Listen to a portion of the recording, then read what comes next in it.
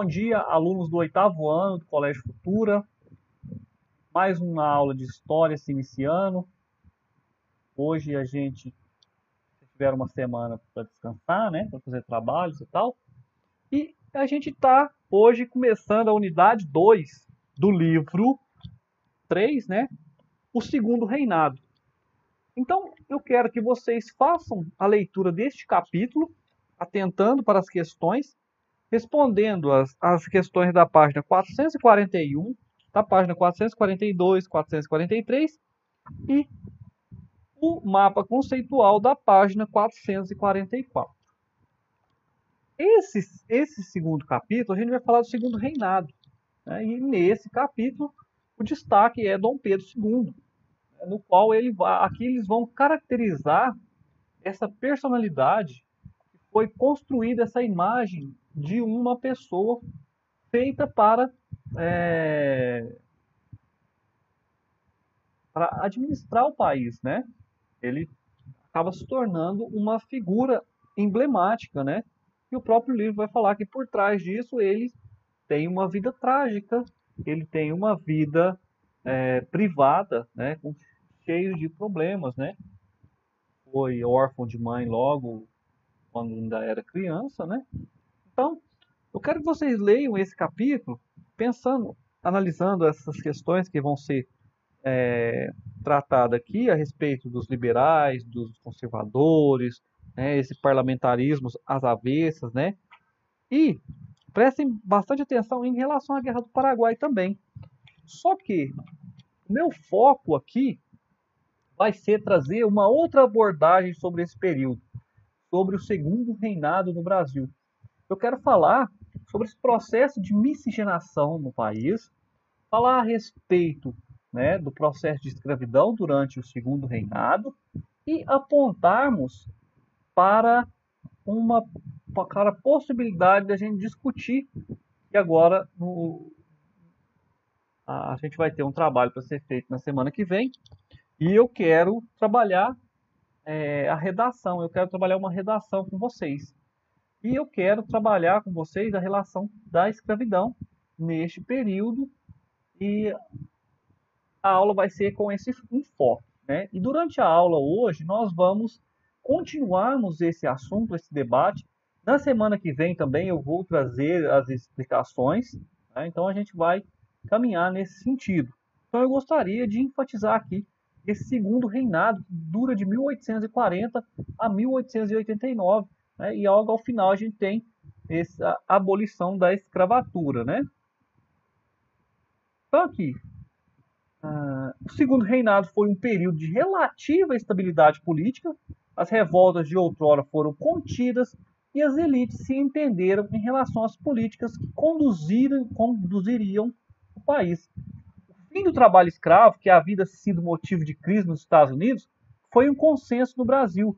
Com o direcionamento das elites, aconteceu a substituição da mão de obra escrava pela mão de obra assalariada de imigrantes brancos. Então é isso que eu quero chamar a atenção para vocês. Esse processo que se dá da abolição da escravidão no Brasil. De que forma ela foi feita? De que forma ela foi realizada?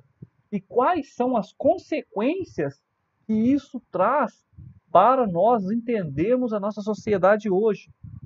Por que que hoje a gente tem uma sociedade estruturalmente racista, né? Por que que nós temos essa construção dessa identidade, onde nós temos uma maioria da população negra, né? Penso aí aponta que mais de 50% das pessoas se declaram negras no país, mas quando a gente vai ver, e aí gera sempre uma confusão, as pessoas muitas vezes não entendem, algumas agem de má fé, ao entendimento quando a gente se refere às minorias. Embora sejam maioria no número, negros são minorias. Assim como as mulheres, em muitos casos, elas são maioria do que os homens, elas são minorias quando a gente fala da relação em que ela ocupa cargos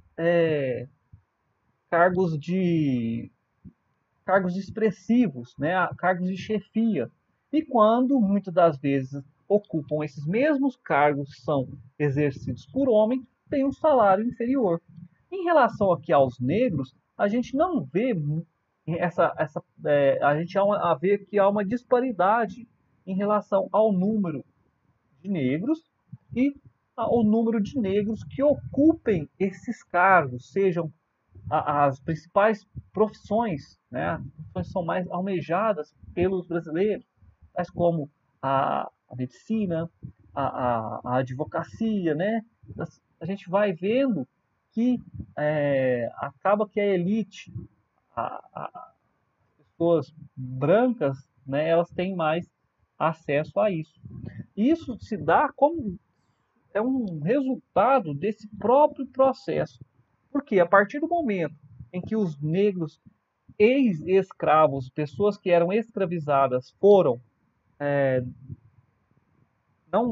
quando passou-se a não utilizar mais a mão de obra escrava, eles não tiveram um lugar para exercer um trabalho remunerado, ou seja, buscou-se mão de obra assalariada de imigrantes brancos, né? Então, em relação à abolição, né, encabeçada pela elite, que tinha fortes motivos para abolir a escravidão, e com a mobilização de camadas populares e urbanas, como exemplo, o advogado Luiz Gama, o jornalista José do Patrocínio e o engenheiro André Rebouças, homens negros que dedicaram parte de sua vida à defesa da abolição. O movimento foi lento e gradual. Então a gente tem ali, né, a Inglaterra, a fim de explorar o continente africano, já havia obrigado o Brasil a proibir o tráfico negreiro e apertou o cerco com a lei Bill em 1845, que permite aos ingleses afundar navios negreiros mesmo em território nacional. Em seguida, aterrorizado pela instabilidade de uma guerra racial, a revolta dos malês em 1835, sofrendo pressão britânica, a elite promulgou a lei Eusébio de Queiroz em 1850, essa lei que vai proibir o tráfico, né? E aí a gente vai ter a lei do tráfico, a lei do ventre livre. Aqui só para pegar um destaque, a lei Eusébio de Queiroz, né? Ela proíbe o tráfico no Brasil. No entanto, vai continuar acontecendo, ocorrendo o tráfico por meio do próprio país, né? O Nordeste já não tinha tanta necessidade do trabalho escravo, então passou-se a exportar essas pessoas aqui para o Sudeste, né?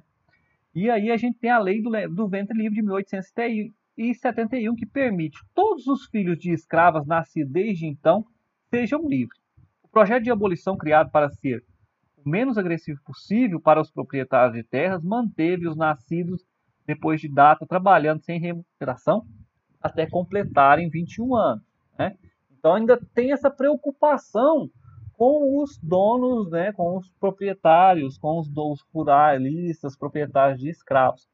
E a lei de sexagenário, em 1885, fez de todos os escravos maiores de 60 anos homens livres, ainda na estreita de uma mudança lenta e gradual. E não agradou o movimento abolicionista, que exigia a abolição imediata. Então, essa lei de sexagenário, a pessoa trabalhava em condições insalubres, né? E aí, como que a pessoa vai conseguir garantir a sua sobrevivência até os 60 anos para garantir a sua liberdade? E aí, em 3 de maio de 1888, a Lei Áurea foi assinada pela princesa Isabel, porém os escravos libertos não receberam nenhum auxílio para sobreviverem ou se integrarem na sociedade. Foram abandonados à sua própria sorte. Os imigrantes chegaram para a substituição da mão de obra negra. Então é essa questão que eu chamo para a gente debater isso, né? Como que a gente liberta os escravos, mas não garante eles, quer dizer, liberta os africanos escravizados, né? E não garante a eles o mínimo de sobrevivência, né? Eu vejo muitas pessoas se posicionarem em relação aos negros. As pessoas, elas muitas vezes são racistas, né? E dizem, por que eles não voltam para a África? Né? Se fossem para eles voltarem para a África, era para ser garantido o direito que eles voltassem agora, nesse período, né? A partir do momento que eles foram libertos, eram para embarcá-los de volta. Mas não foi isso que fez. Eles ficaram marginalizados. E tem todo esse processo que vai haver a discussão em relação ao processo de embranquecimento do país, essa tentativa de embranquecimento do país com a vinda de imigrantes europeus para trabalhar assalariadamente, né? E aí tem a expansão cafeeira e a modernização. A gente tem investimentos em transporte ferroviário e melhorias urbanas por parte dos produtores de café concentrados em São Paulo e Rio de Janeiro, principalmente no Vale do Paraíba e no Oeste Paulista. Em seguida, a gente tem a mecanização e é implementada para dar conta do déficit de mão de obra causada pela ebulição, a fase de beneficiamento que acontecia durante o preparo do produto e seu ensacamento. Após o plantio e a colheita, foi substituído por maquinário europeu no Oeste Paulista. Em 1850, o Barão de Mauá comprou uma pequena fábrica em Niterói e aplicou seu dinheiro em transporte e urbanização. Porém, o país ainda tinha seus olhos e investimentos direcionados para a agricultura de exportação e só começou a pensar na possibilidade de industrialização conforme a produção de café entrava em decadência. Novos trabalhadores foram trazidos de outras partes do mundo para substituir a mão de obra escrava. Os fazendeiros tinham duas possibilidades: aproveitar os trabalhadores livres e pobres ou trazer mão de obra de outros países. Prevaleceu a última opção, ou seja, trazer mão de obra livre, assalariada de outros países, né? Aqui a gente tem a expansão cafeeira, né, e a modernização do país, né, desde poupadores e separadores de companhias mecânicas importadas de São Paulo no início do século XX. Então aqui há de se lembrar também que isso vai desencadear também o processo de esse processo de abolição vai desencadear também, consequentemente, a proclamação da República logo em seguida, né? Vários fatores vão contribuir para isso. E isso a gente vai estudar.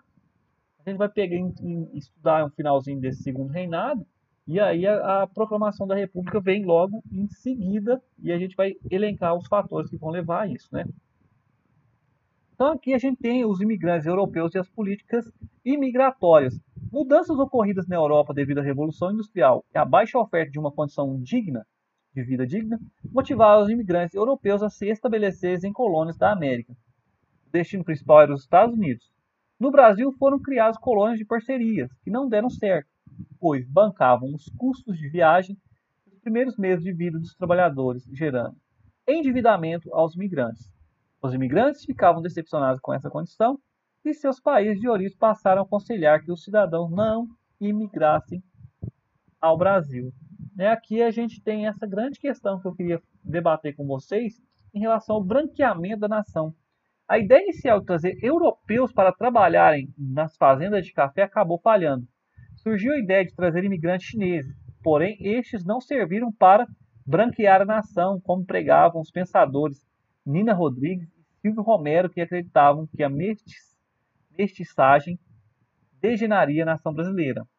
E a gente tem a lei de terras. Para não atrapalhar os interesses dos cafeicultores, os estrangeiros eram estimulados a deixar seus países pelo desejo de se tornarem proprietários e encontraram a Lei de Terras, aprovada em 1850, que vetava a propriedade de terra por ocupação. Dessa maneira, a terra só poderia ser adquirida em um ato formal de compra e venda com registro em cartório. E aí a gente tem a imigração financiada. São Paulo assume os investimentos da imigração em 1880. Um fluxo intenso de italianos que sofriam com a crise em seus países chegou à cidade para trabalhar nas fazendas de café. Junto com eles vieram muitos espanhóis e japoneses que desembarcavam no Porto de Santos em busca de oportunidades de trabalho. Com a incorporação de milhares de imigrantes no final do século XIX, o Brasil deixava de ser escravista e o trabalho assalariado tornava-se a principal mão de obra do país, né?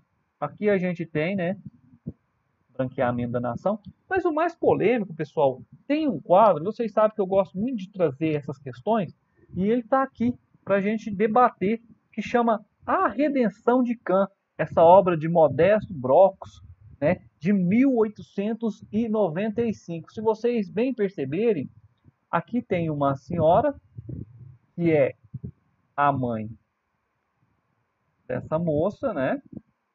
E aqui a filha casando com o branco e a neta, a criança nascendo branca, né? Então essa redenção de Cã, toda uma discussão em relação a essa obra, né? Essa obra que é muito polêmica. Para fechar, pessoal, eu sei que está ficando muito extenso, mas eu vou compartilhar com vocês esse texto que chama A Tela, a Redenção de Cã, e a tese do branqueamento do Brasil. Isso é um quadro do espanhol Modesto Brox, destaque em exposição no Museu Nacional de Belas Artes, é analisado em livros sobre racismo na pintura brasileira. Aqui a gente tem uma matéria que foi publicada no Nexo Jornal em 14/6/2018. Eu vou compartilhar esse texto com vocês. Este texto aqui, estou pensando em realizar com vocês atividade avaliativa em relação a essa tela. Então eu vou passar esse texto para vocês, vocês vão ler ele, e aí eu vou querer que vocês produzam um texto, uma, uma redação dissertativa, argumentativa, e eu vou produzir o questionamento, né? Eu quero que vocês discutam, tá? Então na próxima aula a gente vai discutir esse texto aqui, e aí eu vou dar um prazo para vocês me entregarem um trabalho. Hoje às 10 horas a gente conversa direitinho para encerrar isso, tá bom? Pessoal, não deixem de ler o capítulo. Eu sei que eu fui para um outro caminho aqui, mas durante a aula a gente volta, discute o capítulo com mais acuidade, tá bom? Bons estudos a todos, fiquem todos bem. Tchau, tchau.